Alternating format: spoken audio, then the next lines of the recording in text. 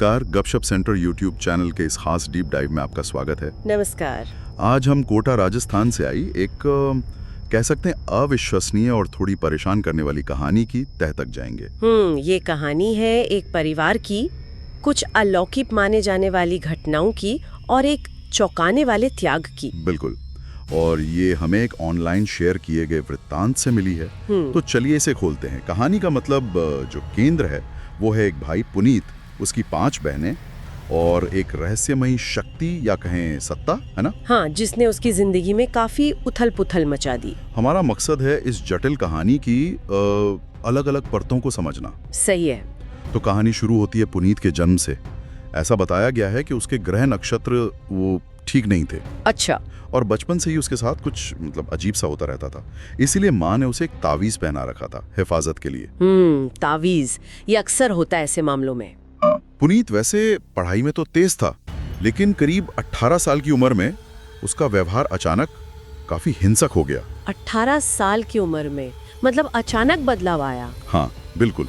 और फिर एक दिन कुछ बहुत ही अजीब हुआ। पुनीत का निचला शरीर और उसकी पैंट वो रहस्यमयी तरीके से जल गए। जल गए? लेकिन कैसे? यही तो हैरानी की बात है। बिस्तर की चादर वो बिल्कुल सही सलामत थी। है? चादर ठीक थी? ये तो बहुत अजीब है। और इतना ही नहीं, पास में एक नोट मिला, एक चिट्ठी। नोट? उसमें क्या लिखा था? उस नोट में लिखा था, मेरा नाम पंकज है, मेरे भाई ने मुझे प्रॉपर्टी के लिए मार दिया था, मैं 5 साल की उम्र से पुनीत के शरीर में हूँ, मैं बदला लेना चाहता हूँ। ओह, सीधा सीधा लिखा था? हाँ, और नोट में ये चेतावनी भी थी कि उसे जला दिया जाए वरना पुनीत नहीं बचेगा। यहीं से कहानी एक काफी दिलचस्प मोड़ लेती है ना। ये नोट ये अपने आप में कई सवाल खड़े करता है। बिल्कुल। क्या ये सच में किसी बाहरी शक्ति का संदेश था या कुछ और? हाँ, या किसी और चीज का संकेत। जब परिवार ने मदद के लिए गुहार लगाई तो एक और बात सामने आई। अच्छा, क्या पता चला? पता चला कि बचपन में पुनीत के एक दोस्त विभोर नाम का, हाँ, उसके जरिए पंकज नाम की इस कथित सत्ता ने पुनीत का असली तावीज उसे एक नकली तावीज से बदल दिया था। क्या? तावीज बदल दिया? हाँ, कहा गया कि इसी वजह से वो सत्ता पुनीत के शरीर में प्रवेश कर पाई। अगर ये सच है तो ये कोई मामूली घटना नहीं थी। नहीं, ये तो एक सोची समझी साजिश लगती है फिर तो। बिल्कुल, एक सोची समझी योजना लगती है। खैर, इस स्थिति से निकलने के लिए परिवार ने फिर एक वरिष्ठ मौलवी से संपर्क किया। उन्होंने एक उपाय बताया। उपाय? क्या उपाय?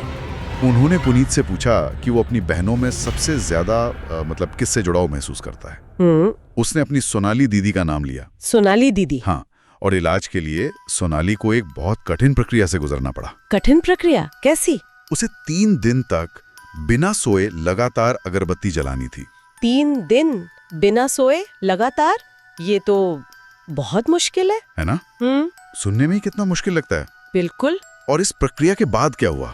इसके बाद परिवार पुनीत को अपने इष्ट देव के मंदिर ले गया। मंदिर ले गए? हाँ, और बताया जाता है कि रास्ते में भी वो पंकज वाली सत्ता पुनीत पर हावी होने की कोशिश करती थी। रास्ते में भी? हाँ, पर सोनाली के कहने पर वो शांत हो जाती थी। अच्छा, सोनाली का उस पर कोई असर हो रहा था? ऐसा लगता था जैसे सोनाली का उस पर कोई नियंत्रण स्थापित हो गया हो। दिलचस्प। और मंदिर पहुंचकर क्या हुआ? क्या पुनीत ठीक हो गया? मंदिर में स्थिति और जटिल हो गई। वहाँ सोनाली के सामने एक शर्त रखी गई। शर्त? कैसी शर्त? शर्त ये थी कि अगर वो अपने भाई को पूरी तरह से ठीक करना चाहती है तो उसे जिंदगी भर शादी ना करने का वचन देना होगा। क्या? जिंदगी भर शादी ना करने का वचन? ये कैसी शर्त है? हाँ, यही शर्त थी। और सोनाली ने क्या किया? मान ली। वृत्तांत के अनुसार सोनाली ने अपने भाई के लिए तुरंत हाँ कर दी, बिना सोचे। और कहा जाता है कि इसके बाद पुनीत पूरी तरह से ठीक हो गया।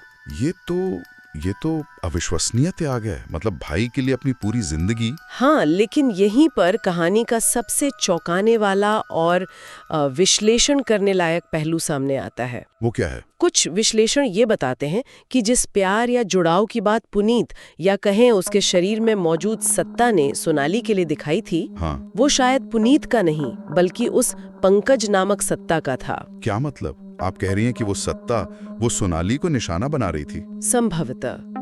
विश्लेषण ये कहता है कि शायद वो सत्ता सोनाली के प्रति एक तरह का आकर्षण महसूस कर रही थी, और उसे अपने लिए चाहती थी। तो फिर वो वचन? हाँ, इस नजरिए से देखें तो परिवार और मौलवी ने मिलकर शायद अनजाने में या जानबूझकर पुनीत को बचाने के लिए सोनाली का बलिदान कर दिया। बलिदान मतलब? जब उस सत्ता को सोनाली से बांध दिया गया, उसे एक तरह से सोनाली का अदृश्य साथी या पत्नी जैसा बनाकर, ताकि वो पुनीत का शरीर छोड़ दे। हे भगवान, ये तो बहुत ही परेशान करने वाली बात है। इसका मतलब सोनाली जिसने सोचा कि वो अपने भाई के लिए त्याग कर रही है, वो शायद खुद ही... हाँ, शायद वो खुद ही एक जाल का शिकार हो गई। और क्या उसे ये पता है? यही इस विश्लेषण का निष्कर्ष है। कहा जाता है कि सोनाली आज भी अविवाहित है और शायद उसे इस पूरी सच्चाई का अंदाजा भी नहीं है कि असल में क्या हुआ था। ये हमें सोचने पे मजबूर करता है कि उस इलाज की असली छुपी हुई कीमत क्या थी और असल में वो कीमत किसने चुकाई। तो ये कहानी थी एक कथित कब्जे की, धोखे की संभावना की और एक बेहद मुश्किल चुनाव की। पुनीत की जान बच गई, लेकिन सोनाली की जिंदगी हमेशा के लिए बदल गई। हाँ, हमेशा के लिए बदल गई, और शायद उन तरीकों से जिनकी उसने कभी कल्पना भी नहीं की होगी। ये वृत्तांत हमें गहरे सवाल के साथ छोड़ जाता है ना? कि मुश्किल और असाधारण परिस्थितियों में त्याग की असली परिभाषा क्या होती है। बिल्कुल। और क्या ऐसी अलौकिक मानी जाने वाली शक्तियों से मदद मांगने के ऐसे अनदेखे अनचाहे परिणाम भी हो सकते हैं? हाँ, ऐसे परिणाम जिनके बारे में हम सोचते भी नहीं। यकीनन सोचने वाली बात है। बिल्कुल। गपशप सेंटर YouTube चैनल पर इस चर्चा में शामिल होने के लिए धन्यवाद। अगली बार तक इजाजत दीजिए। धन्यवाद।